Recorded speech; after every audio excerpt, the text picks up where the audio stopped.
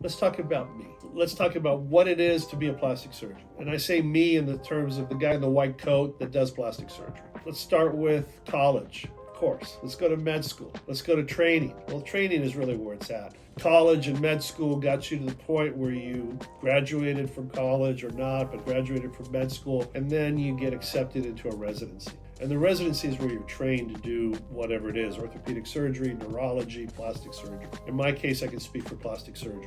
And plastic surgery is very competitive. To get into a residency is very hard. Some people say it's cutthroat. I don't think it's cutthroat. It just takes, a lot of hours studying and doing well on tests and doing a good job with patients and clinically and going into surgery when you're a resident and the professor's doing a surgery, that you're well read, that you understand the surgery, that you went in there prepared, and your preparation shows, and then you learn more because the surgeon is more willing to teach you.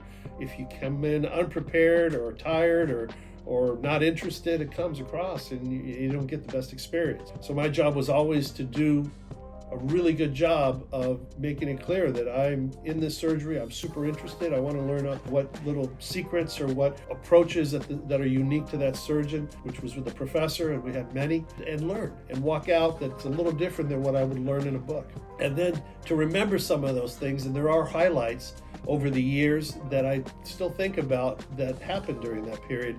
And then when I went into private practice, that's when it really starts.